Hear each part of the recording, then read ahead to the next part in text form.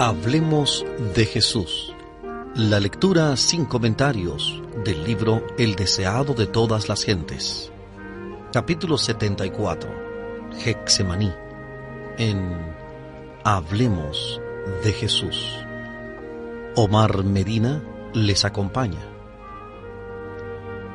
En compañía de sus discípulos, el Salvador se encaminó lentamente hacia el huerto de Getsemaní. La luna de Pascua, ancha y llena, resplandecía desde un cielo sin nubes. La ciudad de cabañas para los peregrinos estaba sumida en el silencio. Jesús había estado conversando fervientemente con sus discípulos e instruyéndolos, pero al acercarse a Getsemaní, se fue sumiendo en un extraño silencio. Con frecuencia había visitado este lugar para meditar y orar, pero nunca con un corazón tan lleno de tristeza como esta noche de su última agonía. Toda su vida en la tierra había andado en la presencia de Dios. Mientras se hallaba en conflicto con hombres animados por el mismo espíritu de Satanás, pudo decir: «El que me envió conmigo está. No me ha dejado solo el Padre, porque yo lo que a Él agrada hago siempre». Juan capítulo 8, versículo 29. Juan 8, 29. Pero ahora le parecía estar excluido de la luz de la presencia sostenedora de Dios. Ahora se contaba con los transgresores. Debía llevar la culpabilidad de la humanidad caída. Sobre el que no conoció pecado, debía ponerse la iniquidad de todos nosotros. Tan terrible le parece el pecado, tan grande el peso de la culpabilidad que debe llevar, que está tentado a temer que quedará privado para siempre del amor de su Padre. Sintiendo cuán terrible es la ira de Dios contra la transgresión, exclama: «Mi alma está muy triste hasta la muerte». Al acercarse al huerto, los discípulos notaron un cambio de ánimo en su maestro. Nunca antes le habían visto tan completamente triste y callado. Mientras avanzaba, esta extraña tristeza se iba ahondando, pero no se atrevían a interrogarle acerca de la causa. Su cuerpo se tambaleaba como si estuviese por caer. Al llegar al huerto, los discípulos buscaron ansiosamente el lugar donde solía retraerse para que su maestro pudiese descansar. Cada paso le costaba un penoso esfuerzo. Dejaba oír gemidos como si le agobiase una terrible carga. 2 veces le sostuvieron sus compañeros, pues sin ellos habría caído al suelo. Cerca de la entrada del huerto, Jesús dejó a todos sus discípulos, menos 3, rogándoles que orasen por sí mismos y por él. Acompañado de Pedro, Santiago y Juan, entró en los lugares más retirados. Estos 3 discípulos eran los compañeros más íntimos de Cristo. Habían contemplado su gloria en el monte de la Transfiguración, habían visto a Moisés y Elías conversar con él, habían oído la voz del cielo y ahora en su grande lucha Cristo deseaba su presencia inmediata. Con frecuencia habían pasado la noche con él en este retiro.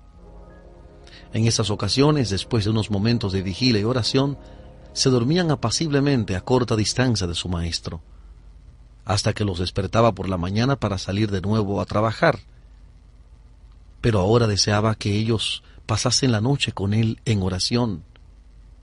Sin embargo, no podía sufrir que aún ellos presenciasen la agonía que iba a soportar. «Quédense aquí», dijo, «y velen conmigo».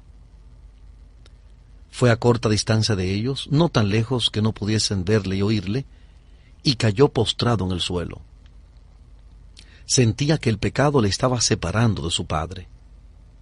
La cima era tan ancha, negra y profunda que su espíritu se estremecía ante ella. No debía ejercer su poder divino para escapar de esta agonía. Como hombre, debía sufrir las consecuencias del pecado del hombre. Como hombre, debía soportar la ira de Dios contra la transgresión. Cristo asumía ahora una actitud diferente de la que jamás asumiera antes. Sus sufrimientos pueden describirse mejor en las palabras del profeta: «Levántate, oh espada, sobre el pastor y sobre el hombre compañero mío, dice Jehová de los ejércitos». Zacarías 13:7. Zacarías 13:7. Como sustituto y garante del hombre pecaminoso, Cristo estaba sufriendo bajo la justicia divina. Veía lo que significaba la justicia. Hasta entonces había obrado como intercesor por otros. Ahora anhelaba tener un intercesor para él. Sintiendo quebrantada su unidad con el Padre, temía que su naturaleza humana no pudiese soportar el venidero conflicto con las potestades de las tinieblas.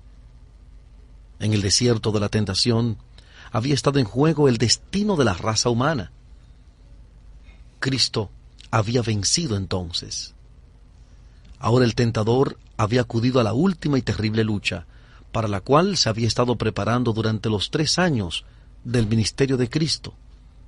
Para él todo estaba en juego. Si fracasaba aquí, perdía su esperanza de dominio. Los reinos del mundo llegarían a ser finalmente de Cristo. Él mismo sería derribado y desechado.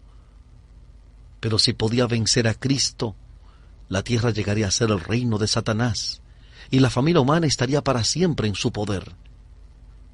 Frente a las consecuencias posibles del conflicto, embargaba el alma de Cristo el temor de quedar separada de Dios. Satanás le decía que si se hacía garante de un mundo pecaminoso, la separación sería eterna, quedaría identificado con el reino de Satanás y nunca más sería uno con Dios. ¿Y qué se iba a ganar por este sacrificio?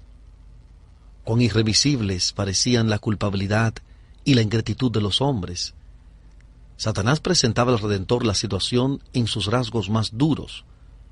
El pueblo que pretende estar por encima de todos los demás, en ventajas temporales y espirituales, te ha rechazado. Está tratando de destruirte a ti, fundamento, centro y sello de las promesas a ellos hechas como pueblo peculiar. Uno de tus propios discípulos, que escuchó tus instrucciones y se ha destacado en las actividades de tu iglesia, te traicionará. Uno de tus más celosos seguidores te negará. Todos te abandonarán. Todo el ser de Cristo aborrecía este pensamiento. Que aquellos a quienes se había comprometido a salvar, aquellos a quienes amaba tanto, se uniesen a las maquinaciones de Satanás, esto traspasaba su alma. El conflicto era terrible.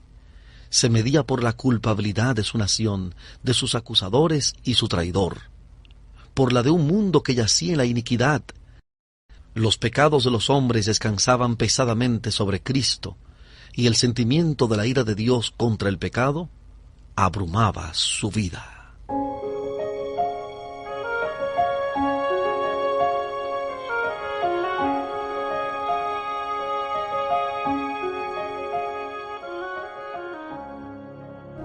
Estamos presentando el capítulo 74 del libro El deseado de todas las gentes. Capítulo 74, Getsemaní, en Hablemos de Jesús.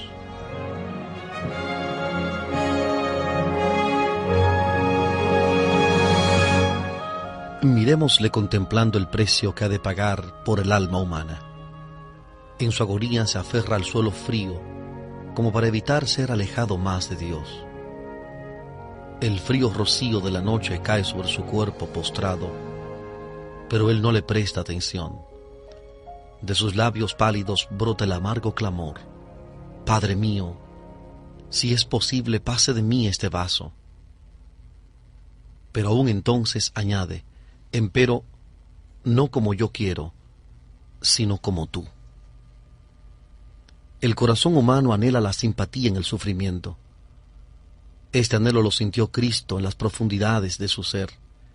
En la suprema agonía de su alma, vino a sus discípulos con un anhelante deseo de oír algunas palabras de consuelo de aquellos a quienes había bendecido y consolado con tanta frecuencia, y escudado en la tristeza y la angustia.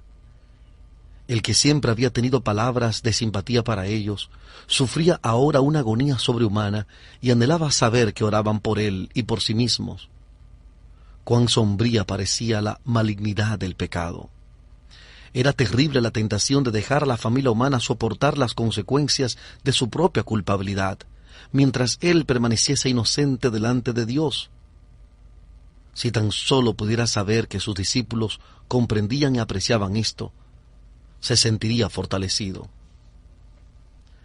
levantándose con penoso esfuerzo, fue tambaleándose a donde había dejado a sus compañeros, pero los halló durmiendo. Si los hubiese hallado orando, habría quedado aliviado. Si ellos hubiesen estado buscando refugio en Dios, para que los agentes satánicos no pudiesen prevalecer sobre ellos, habría quedado consolado por su firme fe. Pero no habían escuchado la amonestación repetida: velen y oren. Al principio, los había afligido mucho el ver a su maestro, generalmente tan sereno y digno, luchar con una tristeza incomprensible. Habían orado al oír los fuertes clamores del que sufría. No se proponían abandonar a su Señor, pero parecían paralizados por un estupor que podría haber sacudido si hubiesen continuado suplicando a Dios. No comprendían la necesidad de velar y orar fervientemente para resistir la tentación. Precisamente antes de dirigir sus pasos al huerto, Jesús había dicho a sus discípulos: «Todos serán escandalizados de mí esta noche». Ellos le habían asegurado enérgicamente que irían con él a la cárcel y a la muerte. Y el pobre Pedro, en su suficiencia propia, había añadido: «Aunque todos sean escandalizados, mas no yo». Marcos 14, 27 y 29. Marcos 14, 27 y 29. Pero los discípulos confiaban en sí mismos. No miraron al poderoso auxiliador como Cristo les había aconsejado que lo hiciesen. Así que cuando más necesitaba el Salvador su simpatía y oraciones, los halló dormidos. Pedro mismo estaba durmiendo. Y Juan, el amante discípulo que se había reclinado sobre el pecho de Jesús, dormía. Ciertamente el amor de Juan por su maestro debiera haberlo mantenido despierto. Sus fervientes oraciones debieran haberse mezclado con las de su amado Salvador en el momento de su suprema tristeza. El Redentor había pasado noches enteras orando por sus discípulos, para que su fe no faltase. Si Jesús hubiese dirigido a Santiago y a Juan la pregunta que les había dirigido una vez: ¿podrán beber el vaso que yo he de beber y ser bautizados del bautismo que yo soy bautizado?, no se habrían atrevido a contestar: podemos. Mateo 20, 22. Mateo 20, 22. Los discípulos se despertaron al oír la voz de Jesús, pero casi no le conocieron. Tan cambiado por la angustia había quedado su rostro. Dirigiéndose a Pedro, Jesús dijo: «Simón, ¿duermes tú? ¿No has podido velar una sola hora? Velen y oren para que no entren en tentación. El espíritu a la verdad está pronto, mas la carne es débil». La debilidad de sus discípulos despertó la simpatía de Jesús.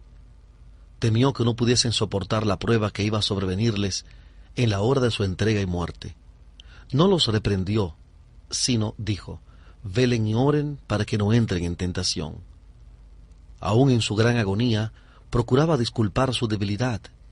«El espíritu a la verdad está pronto», dijo, «mas la carne es débil». El Hijo de Dios volvió a quedar presa de agonía sobrehumana y tambaleándose volvió agotado al lugar de su primera lucha. Su sufrimiento era aún mayor que antes. Al apoderarse de él la agonía del alma, fue su sudor como grandes gotas de sangre que caían hasta la tierra. Los cipreses y las palmeras eran los testigos silenciosos de su angustia. De su follaje caía un pesado rocío sobre su cuerpo postrado, como si la naturaleza llorase sobre su autor, que luchaba a solas con las potestades de las tinieblas. Poco tiempo antes Jesús había estado de pie como un cedro poderoso, presintiendo la tormenta de oposición que agotaba su furia contra él.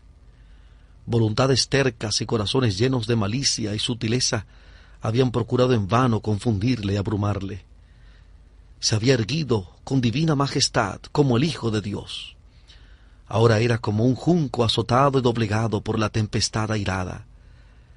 Se había acercado a la consumación de su obra como vencedor, habiendo ganado a cada paso la victoria sobre las potestades de las tinieblas. Como ya glorificado, había aseverado su unidad con Dios. En acentos firmes había elevado sus cantos de alabanza, había dirigido a sus discípulos palabras de estímulo y ternura, pero ya había llegado la hora de la potestad de las tinieblas. Su voz se oía en el tranquilo aire nocturno, no en tonos de triunfo, sino impregnada de angustia humana. Estas palabras del Salvador llegaban a los oídos de los soñolientos discípulos. Padre mío, si no puede este vaso pasar de mí sin que yo lo beba, hágase tu voluntad. El primer impulso de los discípulos fue ir hasta él, pero les había invitado a quedarse allí velando y orando. Cuando Jesús vino a ellos, los halló otra vez dormidos. Otra vez había sentido un anhelo de compañía, de oír de sus discípulos algunas palabras que le aliviasen y quebrantasen el ensalmo de las tinieblas que casi lo dominaban. Pero los ojos de ellos estaban cargados y no sabían qué responderle. Su presencia los despertó. Vieron su rostro surcado por el sangriento sudor de la agonía y se llenaron de temor. No podían comprender su angustia mental. Tan desfigurado era su aspecto, más que el de cualquier hombre, y su forma más que la de los hijos de Adán. Isaías capítulo 52, versículo 14. Isaías 52, 14.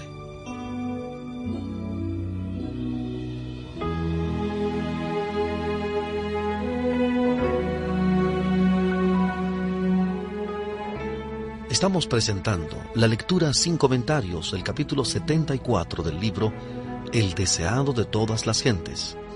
Capítulo 74.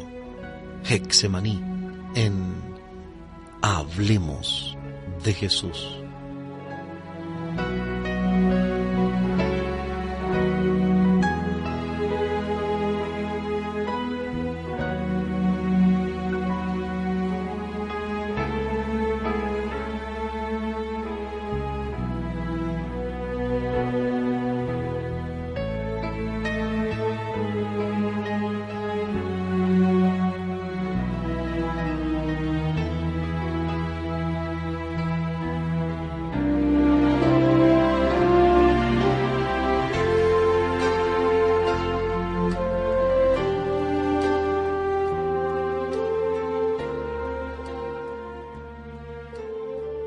Volvemos con la presentación de este capítulo 74 del libro El deseado de todas las gentes.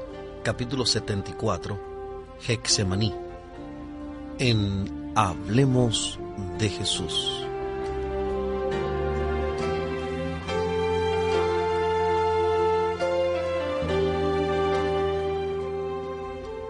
Apartándose, Jesús volvió a su lugar de retiro y cayó postrado, vencido por el horror de una gran oscuridad. La humanidad del Hijo de Dios temblaba en esa hora penosa. Oraba ahora no por sus discípulos, para que su fe no faltase, sino por su propia alma tentada y agonizante. Había llegado el momento pavoroso, el momento que había de decidir el destino del mundo. La suerte de la humanidad pendía de un hilo. Cristo podía aún ahora negarse a beber la copa destinada al hombre culpable. Todavía no era demasiado tarde. Podía enjugar el sangriento sudor de su frente y dejar que el hombre pereciese en su iniquidad. Podía decir: recibe el transgresor la penalidad de su pecado, y yo volveré a mi Padre. ¿Beberá el Hijo de Dios la amarga copa de la humillación y la agonía? ¿Sufrirá el inocente las consecuencias de la maldición del pecado para salvar a los culpables? Las palabras caen temblorosamente de sus pálidos labios. Padre mío, si no puede este vaso pasar de mí sin que yo lo beba, hágase tu voluntad. 3 veces repitió esta oración. 3 veces rehuyó su humanidad el último y culminante sacrificio. Pero ahora surge delante del Redentor del mundo la historia de la familia humana. Ve que los transgresores de la ley, abandonados a sí mismos, tendrían que perecer. Ve la impotencia del hombre, ve el poder del pecado. Los ayes y lamentos de un mundo condenado surgen delante de él. Contempla la suerte que le tocaría y su decisión queda hecha. Salvará al hombre, sea cual fuere el costo. Acepta su bautismo de sangre, a fin de que por él los millones que perecen puedan obtener vida eterna. Dejó los atrios celestiales, donde todo es pureza, felicidad, gloria, para salvar a la oveja perdida, al mundo que cayó por la transgresión, y no se apartará de su misión. Hará propiciación por una raza que quiso pecar. Su oración expresa ahora solamente su misión. Si no puede este vaso pasar de mí sin que yo lo beba, hágase tu voluntad. Habiendo hecho la decisión, cayó moribundo al suelo, del que se había levantado parcialmente. ¿Dónde estaban ahora sus discípulos para poner tiernamente sus manos bajo la cabeza de su maestro desmayado y bañar esa frente desfigurada en verdad más que la de los hijos de los hombres? El Salvador pisó solo el lagar y no hubo nadie del pueblo con él. Pero Dios sufrió con su Hijo. Los ángeles contemplaron la agonía del Salvador.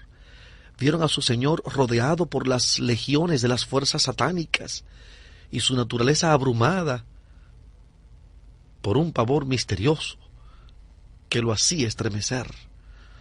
Hubo silencio en el cielo, ninguna arpa vibraba. Si los mortales hubiesen percibido el asombro de la hueste angélica, mientras en silencioso pesar veía al Padre retirar sus rayos de luz, amor y gloria de su Hijo amado, comprenderían mejor cuán odioso es a su vista el pecado. Los mundos que no habían caído y los ángeles celestiales habían mirado con intenso interés mientras el conflicto se acercaba a su fin. Satanás y su confederación del mal, las legiones de la apostasía, presenciaban atentamente esta gran crisis de la obra de la redención. Las potestades del bien y del mal esperaban para ver qué respuesta recibiría la oración 3 veces repetida por Cristo. Los ángeles habían anhelado llevar el alivio al divino doliente, pero esto no podía ser. Ninguna vía de escape había para el Hijo de Dios. En esta terrible crisis, cuando todo estaba en juego, cuando la copa misteriosa temblaba en la mano del doliente, los cielos se abrieron, una luz resplandeció de en medio de la tempestuosa oscuridad de esta hora crítica, y el poderoso ángel que está en la presencia de Dios, ocupando el lugar del cual cayó Satanás, vino al lado de Cristo.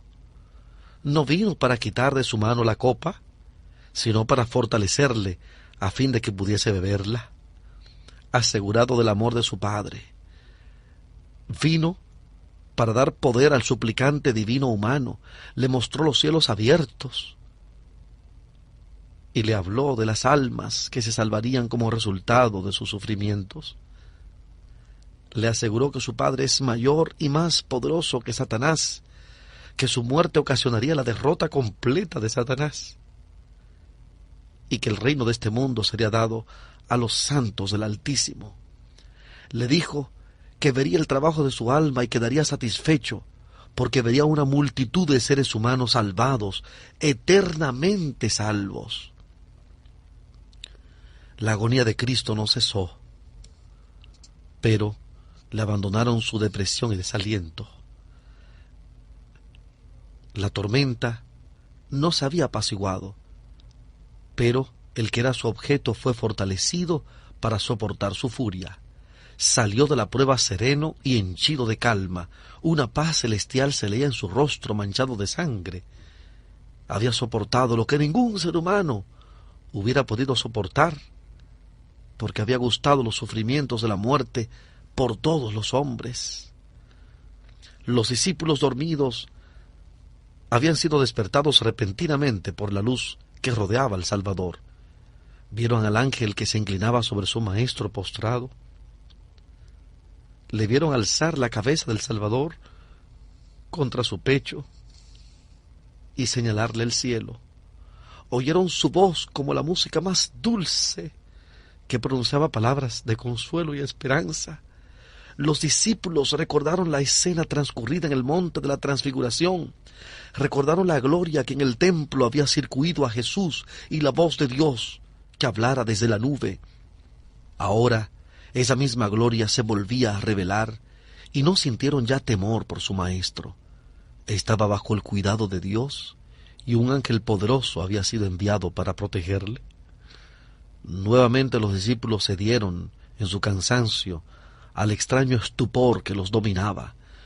Nuevamente Jesús los encontró durmiendo. Mirándolos tristemente dijo: duerman ya, descansen. He aquí ha llegado la hora, y el Hijo del Hombre es entregado en manos de pecadores. Aún mientras decía estas palabras, oía los pasos de la turba que le buscaba, y añadió: levántense, vamos. He aquí ha llegado el que me ha entregado. No se veían en Jesús huellas de su reciente agonía cuando se dirigió al encuentro de su traidor. Adelantándose a sus discípulos, dijo: ¿a quién buscan? Contestaron: a Jesús, Nazareno. Jesús respondió: yo soy. Mientras estas palabras eran pronunciadas, el ángel que acababa de servir a Jesús se puso entre él y la turba. Una luz divina iluminó el rostro del Salvador y le hizo sombra una figura como de paloma. En presencia de esta gloria divina, la turba homicida no pudo resistir un momento. Retrocedió tambaleándose. Sacerdotes, ancianos, soldados y aun Judas cayeron como muertos al suelo. El ángel se retiró y la luz se desvaneció. Jesús tuvo oportunidad de escapar, pero permaneció sereno y dueño de sí. Permaneció en pie como un ser glorificado, en medio de esta banda endurecida, ahora postrada e inerme a sus pies. Los discípulos miraban mudos de asombro y pavor. Pero la escena cambió rápidamente. La turba se levantó, los soldados romanos, los sacerdotes y Judas se reunieron en derredor de Cristo. Parecían avergonzados de su debilidad y temerosos de que se les escapase todavía. Volvió el Redentor a preguntar: ¿a quién buscan? Habían tenido pruebas de que el que estaba delante de ellos era el Hijo de Dios, pero no querían convencerse. A la pregunta ¿a quién buscan?, volvieron a contestar: a Jesús Nazareno. El Salvador les dijo entonces: les he dicho que yo soy. Pues si a mí me buscan, dejen ir a estos, señalando a sus discípulos. Sabía cuán débil era la fe de ellos y trataba de escudarlos de la tentación y la prueba. Estaba listo para sacrificarse por ellos.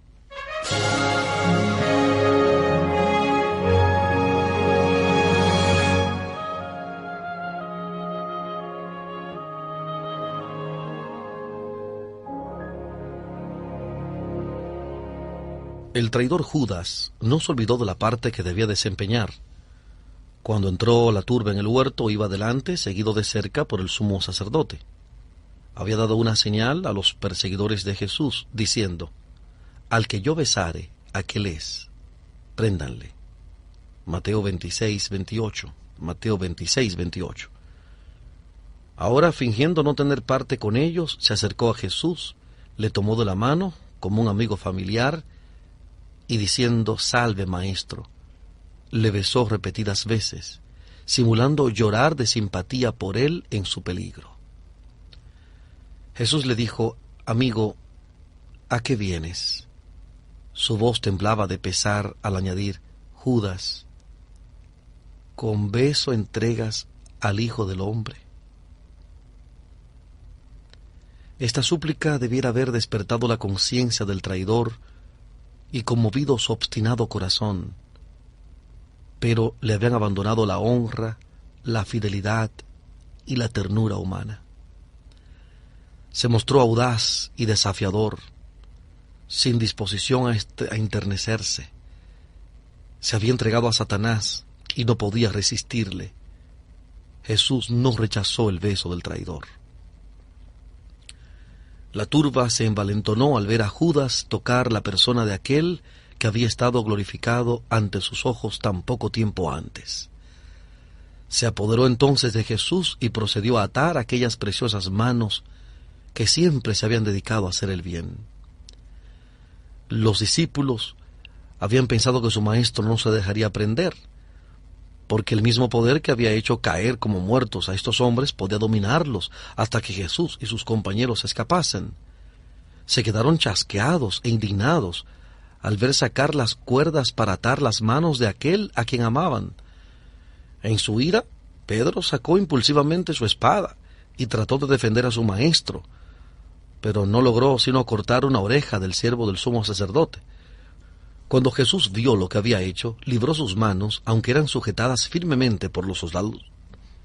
Cuando Jesús vio lo que habían hecho, libró sus manos, aunque eran sujetadas firmemente por los soldados romanos, diciendo: «Dejen hasta aquí». Tocó la oreja herida, y ésta quedó inmediatamente sana. Dijo luego a Pedro: «Vuelve tu espada a su lugar, porque todos los que tomaren espada, a espada perecerán. ¿Acaso piensas que no puedo ahora orar a mi Padre, y Él me daría más de 12 legiones de ángeles? Una legión en lugar de cada uno de sus discípulos». Pero los discípulos se preguntaban: «Oh, ¿por qué no se salva a sí mismo y a nosotros?». Contestando a su pensamiento inexpresado, añadió: «¿Cómo pues se cumplirían las Escrituras, que así conviene que sea hecho?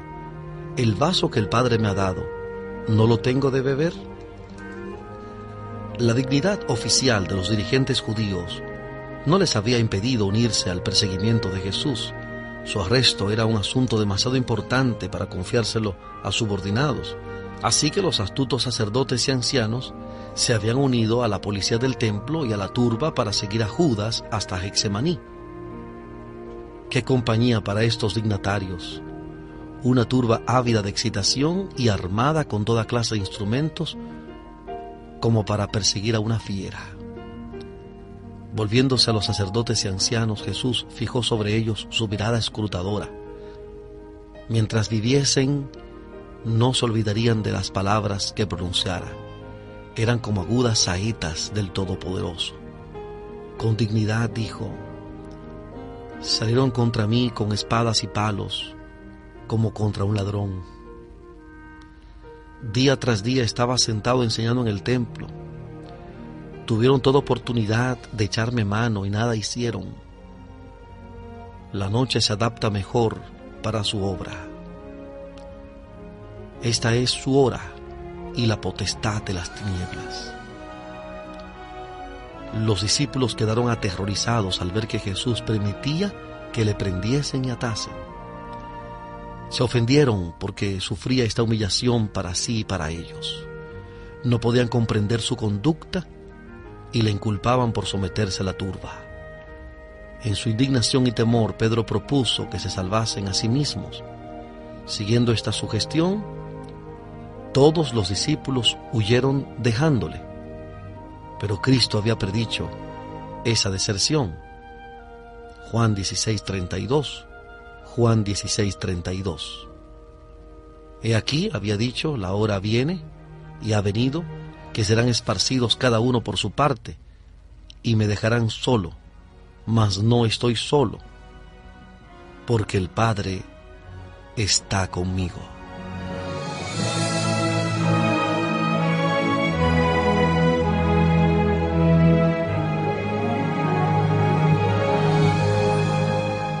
Hemos presentado la lectura sin comentarios del capítulo 74 del libro El deseado de todas las gentes, capítulo 74, Getsemaní.